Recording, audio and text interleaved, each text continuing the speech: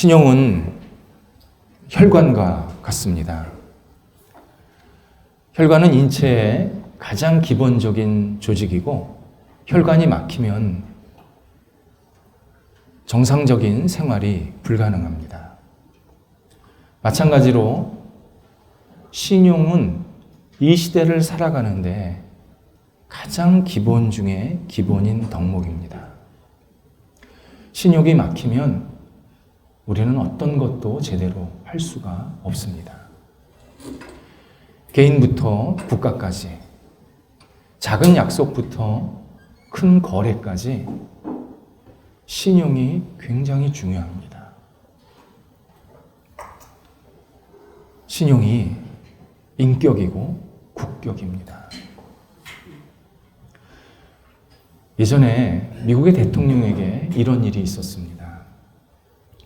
휴양지에서 휴가를 보내면서 조깅을 하는데 마침 서점을 보게 된 겁니다. 이에 서점에 들어가서 평소 때 자기가 읽고 싶었던 책이 있었는데 그게 보여 집었습니다. 그런데 운동복 차림이라 지갑을 안 가지고 온 겁니다.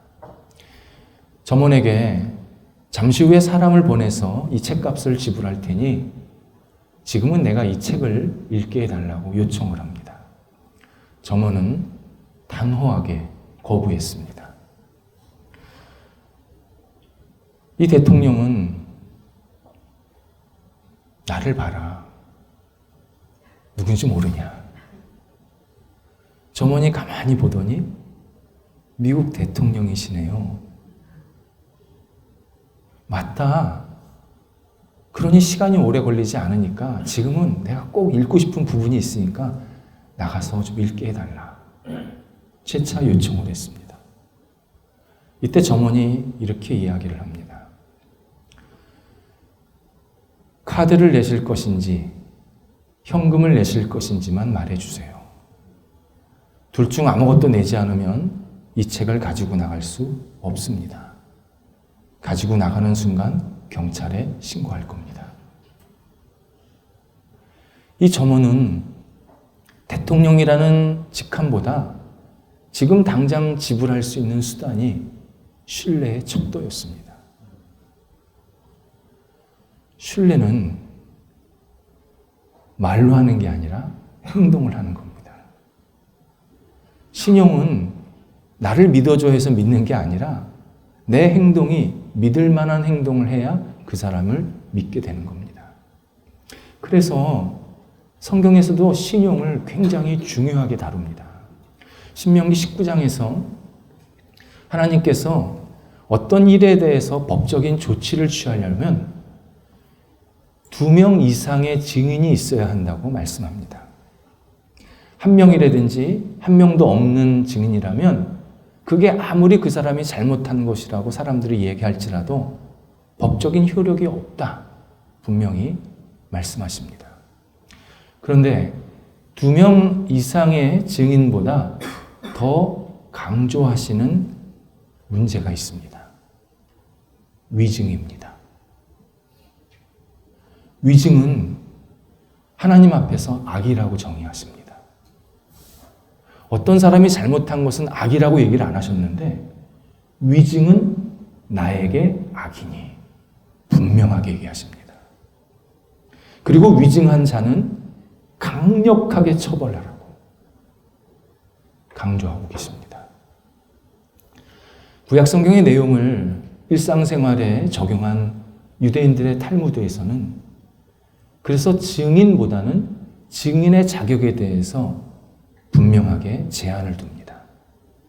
증인이 되려면 해당 사안을 잘 알아야 하고 정직하고 신뢰가 어느 정도 위에 있는 사람들이 증인이 될 수 있다고 아주 규정을 딱 못 박아놨습니다.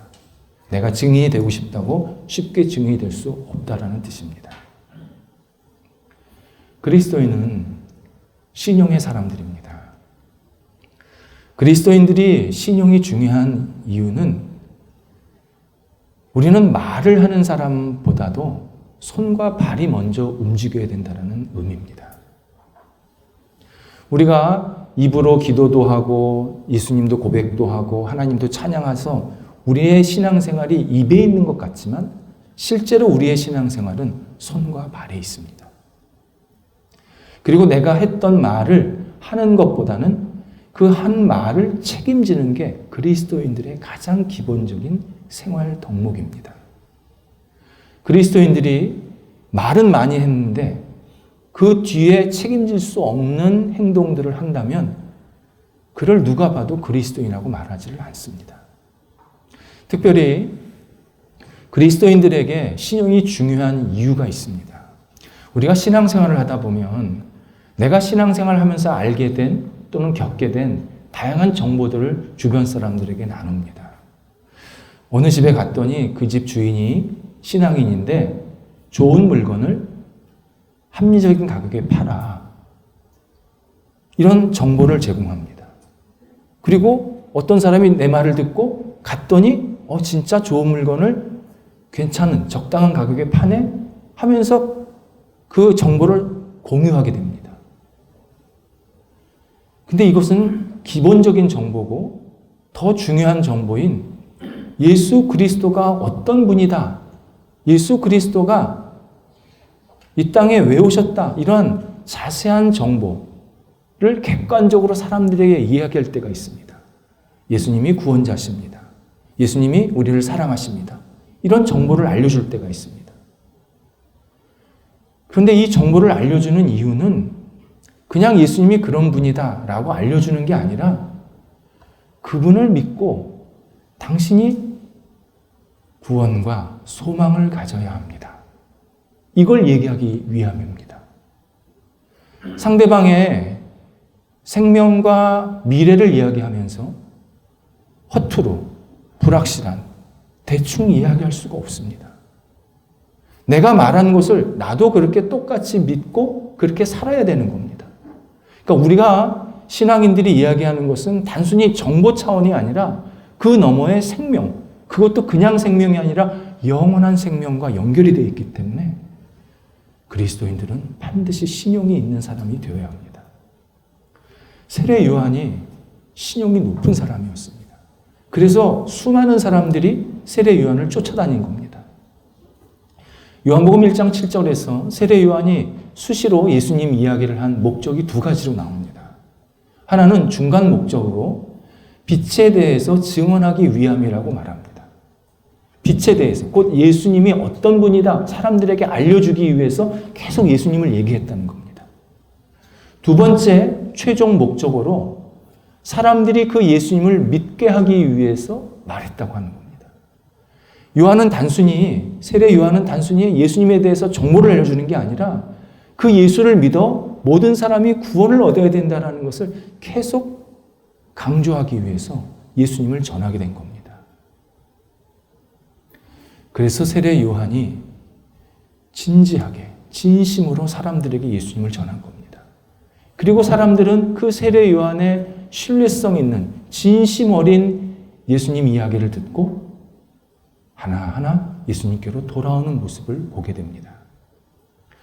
오늘 본문은 이 세례 요한의 이야기를 듣고 실제로 영생을 얻고 삶의 새로운 비전을 갖게 된 구체적인 사례를 우리들한테 소개해 주고 있습니다.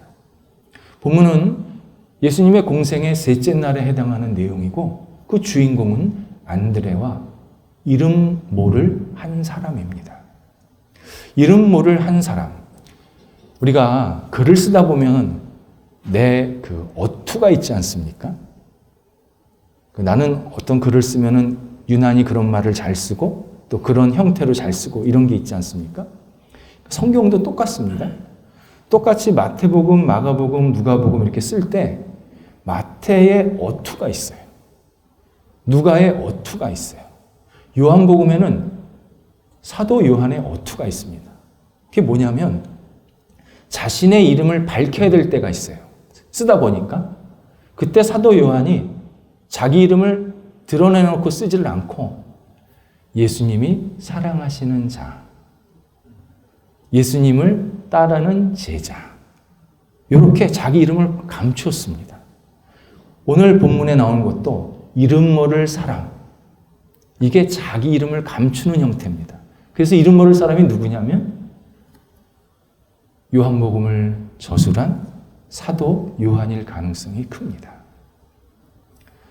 35절에 의하면 두 사람은 본디 세례 요한의 제자였습니다. 세례 요한과 오랫동안 같이 다녔습니다. 근데 세례 요한과 같이 있다가 예수님이 저쪽에서 지나가시는 것을 보면서 세례 요한이 얘들아, 우리 모두는 저분을 믿고 따라야 해. 저분이 우리의 구원자고 우리의 죄를 해결하실 분이야. 이렇게 소개를 해줍니다. 세례 요한이 이 말을 한 것은 두 사람이 더 이상 자기를 따르지 말고 예수님을 따르라고 권면하고 있는 겁니다. 세례 요한이 자기랑 오래 있던 이 두 사람을 예수님께로 보낼 때 당연히 쉽지 않았습니다. 자기 사람을 잃어버리는 결과가 생기는 겁니다. 그런데 본문을 가만히 묵상하면요, 세례 요한이 주저없이 너희들은 예수님을 따라야 한다. 권면을 합니다. 이것은 우리 신앙인들이 사람들, 특히 다른 사람들을 어떻게 대해야 하는지를 잘 알려주시는 방향, 그것을 우리에게 깨닫게 하십니다. 신앙인은 다른 사람을 만날 때 예수님께 늘 기도하면서 만나셔야 합니다. 거래처 사람을 만날 때, 직장에서 동료를 만날 때, 또 가정에서 똑같이 부모님이나 자녀나 부부를 만날 때, 부부가 같이 얘기할 때, 또 친한 친구를 만날 때 다 똑같이 기도하는 마음으로 만나셔야 합니다. 예수님, 이 사람이 예수님의 자녀 되게 해주세요. 예수님 안에 거하게 해주세요. 예수님 때문에 구원과 복 받게 해주세요. 예수님 안에서 진정한 은혜가 넘치는 삶이 되게 해주세요. 진심으로 축복하는 마음으로 만나야 합니다. 보통 사람들은 사람을 만날 때 자기의 유익을 먼저 생각합니다. 내가 이번에 만나서 이 사람과 어떤 거래를 해야겠다, 어떤 유익을 받아야겠다, 뭘 주고 받아야겠다, 이런 생각이 꽉 차 있습니다. 근데 신앙에는요, 그 전에, 그걸 하지 말라는 게 아니라 그 전에 예수님, 이 사람을 예수님께서 받아주세요. 예수님 중심으로 사람을 만나야 합니다. 그러면 예수님께서 그 사람과 나와의 관계를 돈독하게 만드십니다. 오래 지속되게 만드십니다. 신의가 있게 만드십니다. 예수님께서 그렇게 만드십니다. 예수님을 중심으로 그리스도인들이 계속 다른 사람을 만나고 축복하고 정말 그가 잘 되기를 바라는 마음으로 계속 대할 때 예수님께서는 나뿐만 아니라 상대방에게 계속 동시에 은혜, 동시에 사랑, 동시에 복을 부어주십니다. 이것이 그리스도인들의 인간관계의 아주 중요한 방향입니다. 예수님을 놓치면 사람도 놓칩니다. 예수님을 중심으로 그 사람을 만나면 그 사람이 내 사람 되고 내가 그 사람 됩니다. 그렇게 사람을 계속 연결시켜 주십니다. 세례 요한의 말을 듣고 두 사람이 예수님을 만나게 됩니다. 이때 예수님께서 두 사람에게 너희는 나에게 뭘 원하느냐 물으십니다. 왜 왔니? 이런 뜻입니다. 이때 두 사람이 예수님 어디 계십니까? 묻습니다. 예수님 지금 어디 사십니까? 주소가 어떻게 되십니까? 이런 뜻입니다. 이 말은 예수님, 저희가 예수님을 찾아뵙고 진지하고 의미 있는 시간을 보내고 싶습니다. 이렇게 서서 얼굴 맞대고 얘기하는 게 아니라 예수님이 계신 곳에 가서 좀 시간을 오래 갖고 싶습니다. 이렇게 요청을 한 겁니다. 이때 예수님께서 흔쾌하게 와 보라. 괜찮아. 나랑 의미 있는 시간 보내자. 나랑 좋은 시간 보내자. 나도 너희와 함께하고 싶다. 해서 그들을 환영합니다. 39절에 의하면 두 사람이 예수님을 만나러 간 때가 유대 시간으로 10시입니다. 우리나라 시간으로 오후 4시입니다. 성경에 있는 시간은 우리나라 시간이 아닙니다. 유대인들이 정한 시간이 있습니다. 그게 우리나라 시간으로 오후 4시입니다. 그러니까 두 사람은 예수님과 함께 저녁 시간을 같이 보낸 겁니다. 근데 이 저녁 시간이 두 사람의 인생을 완전히 바꿔놨습니다. 구원을 얻을 뿐만 아니라 소명을 받게 됩니다. 우리가 어떻게 살아야겠다. 큰 깨달음을 얻게 되었습니다. 그래서 안드레 같은 경우는 바로 예수님과 헤어져서 자기 친형제 베드로를 찾아가서 베드로 메시아를 만났어. 구원자를 만났어. 그러면서 그 베드로를 데리고 예수님을 만나게 합니다. 그래서 베드로가 예수님과 또 시간을 같이 갖게 도와주는 역할을 합니다. 안드레의 모습을 보면서 하나님께서 우리에게 알려주시고자 하는 뜻이 분명히 있습니다. 먼저 신앙인은 나를 잘 아는 사람, 나와 가까운 사람, 나랑 친한 사람에게 예수 그리스도를 소개하고 전해야 합니다. 한 사람이 신앙생활을 하게 되는 과정을 보면요. 지구 전 반대편에 있는 사람한테 예수님을 소개받고 신앙생활하는 경우는 거의 없습니다. 나를 자주 만나고 친하고 서로 밥도 먹고 잘 아는 사이, 식구, 친구, 이웃, 직장 동료. 대부분 이런 사람들을 통해서 내가 예수님을 소개받고 예수를 믿게 되는 경우가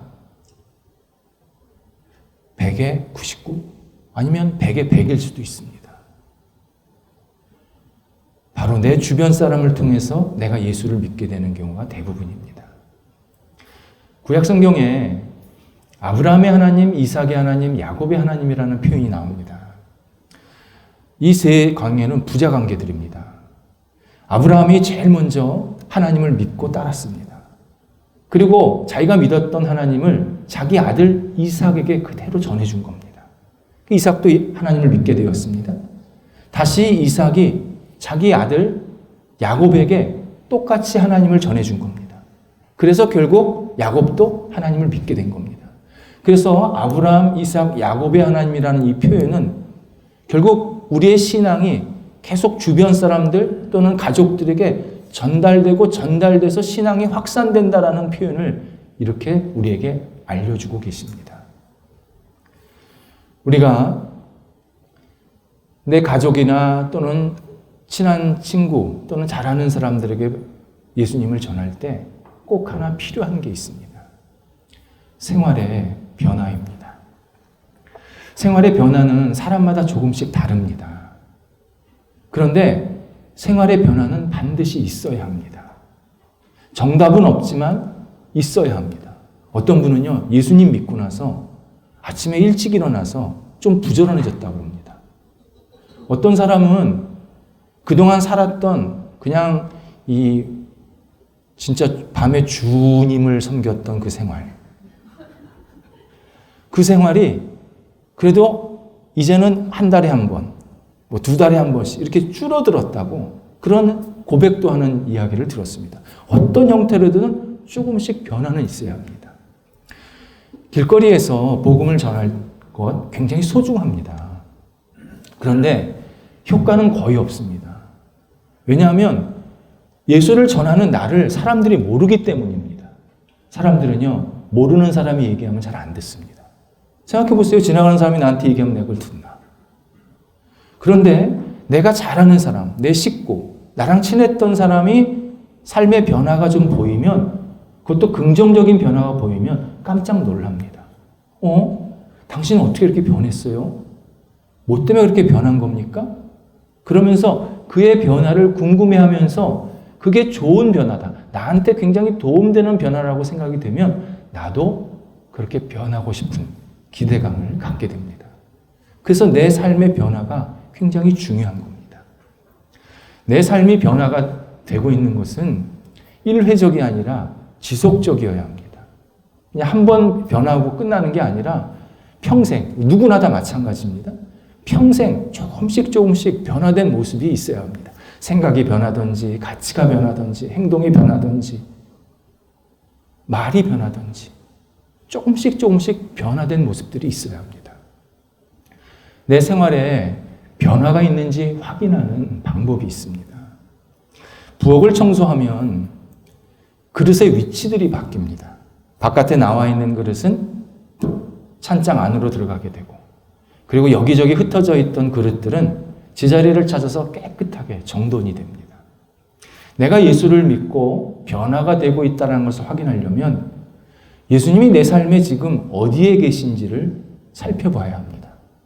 맨 위에 계신지, 맨 아래에 계신지, 아니면 중간 어디 그냥 대충 끼워 맞춰져 있는 건지 내 스스로를 돌아봐야 합니다.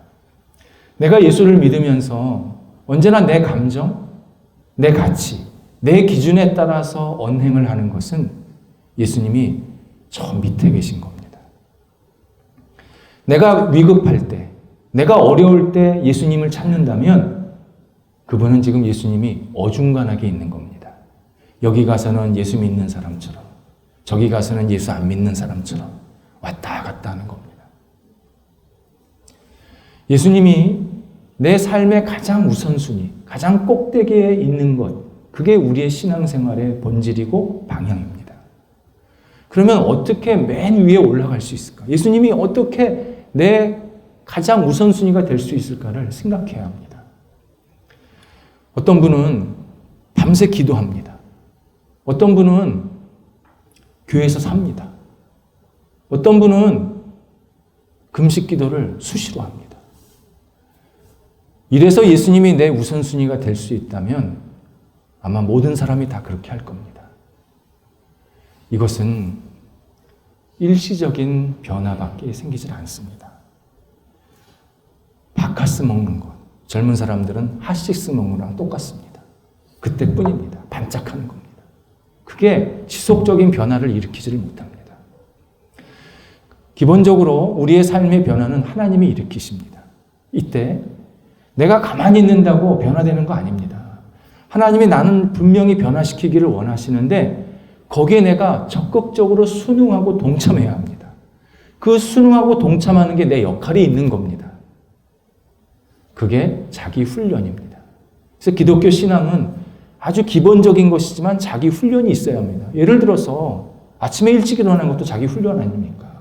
아침에 일찍 일어나려면 저녁에 일찍 자야 되는 거 아닙니까? 이게 다 자기 훈련인 겁니다. 그것들이 다 기독교 신앙 안에는 들어가 있습니다. 예수님이 내 가장 우선순위, 나의 가장 꼭대기에 계시게 하는 자기 훈련 방법이 하나 있습니다. 예수님이라면 이 일을 어떻게 하셨을까?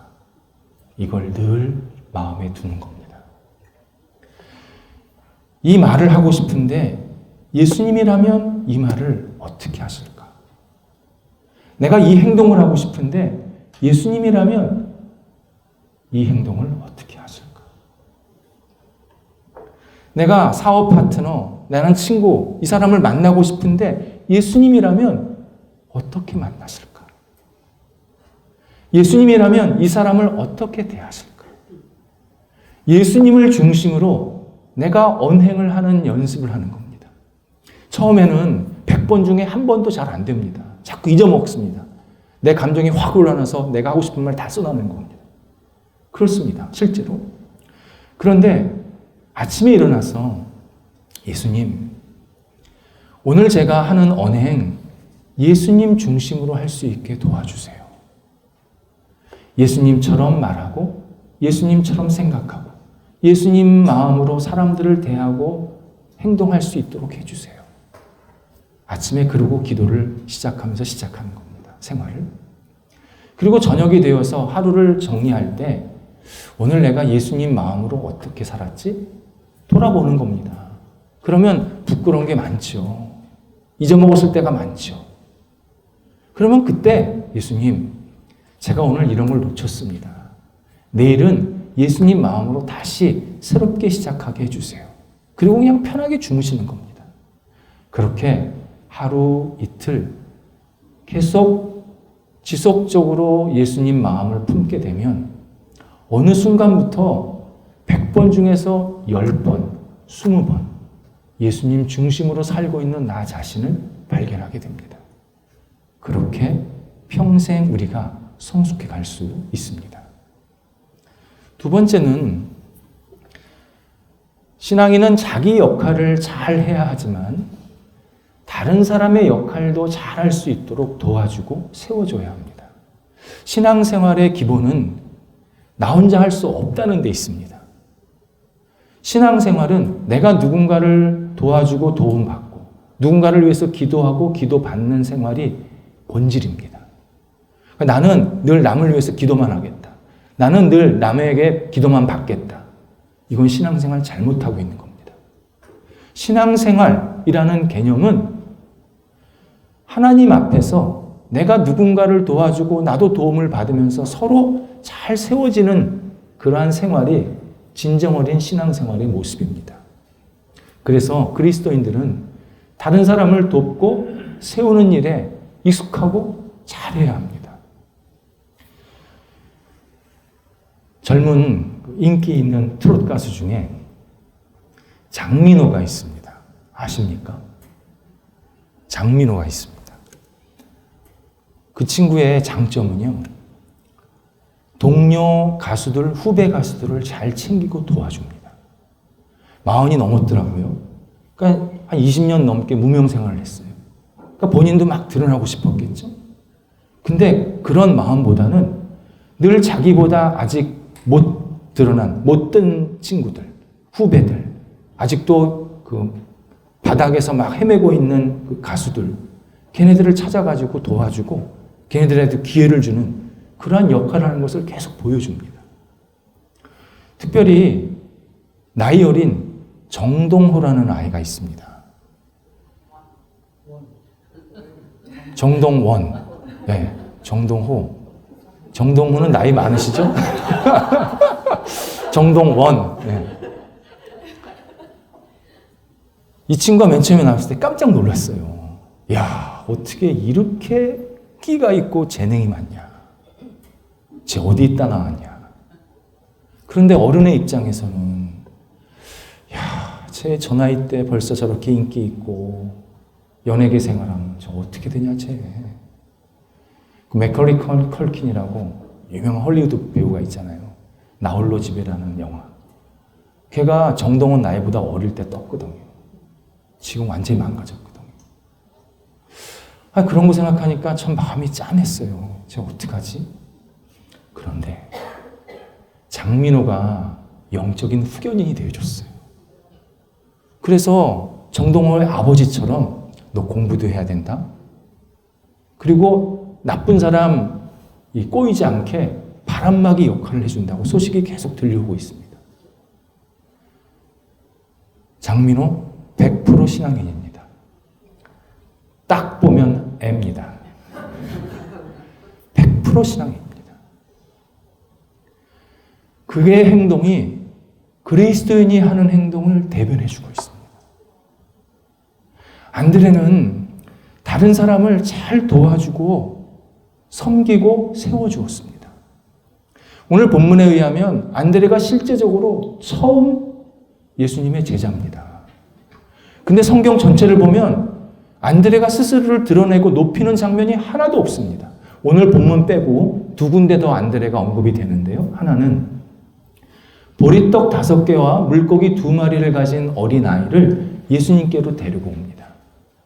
그리고 예수님은 그 물건을 가지고 성인 5,000명 이상을 먹이시는 큰 기적을 일으키십니다. 그러니까 안드레가 그 보리떡 5개, 물고기 2마리 가진 아이를 데려오지 않았다면 기적은 없는 겁니다. 데리고 왔습니다. 또 하나가 헬라인들이 예수님을 뵙고자 찾아왔습니다. 이때 다른 제자들은 어떻게 이방인들이 유대인 중에 유대인인 예수님을 만나려고 하느냐 거부했습니다. 이때 안드레가 그들의 손을 잡고 예수님을 만나게 해줍니다.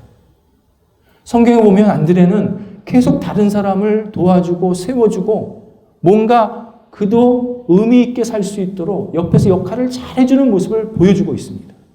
구약성경 다니엘서 12장 3절에서 많은 사람을 옳은 길로 이끄는 사람은 별과 같이 빛나게 될 것이다 하나님께서 약속하십니다. 이 약속을 근거로 생각해 보면 앞장서서 여러 가지 역할들을 많이 했던 다른 제자들보다 말없이 다른 사람을 세워주고 도와주었던 안드레가 훨씬 훌륭한 제자의 삶을 살았다는 것을 확인할 수 있습니다. 오후 4시 안드레가 예수님과 함께 석양을 바라보면서 등잔불 밑에서 같이 밥을 먹으면서 무슨 이야기를 나눴을까를 생각해 보게 됩니다. 돈 버는 이야기, 권력 얻는 이야기, 자기 마음에 들지 않는 사람들, 특히 유대 지도자들, 로마 정치 지도자들에 대한 후욕과 험담, 절대 아닙니다. 영적인 이야기를 나눈 겁니다. 예수님, 인간이 도대체 뭡니까? 하나님은 어떤 분이십니까? 예수님은 이 척박하고 질퍽한 세상에 왜 오셨습니까? 우리에게 희망이 있습니까?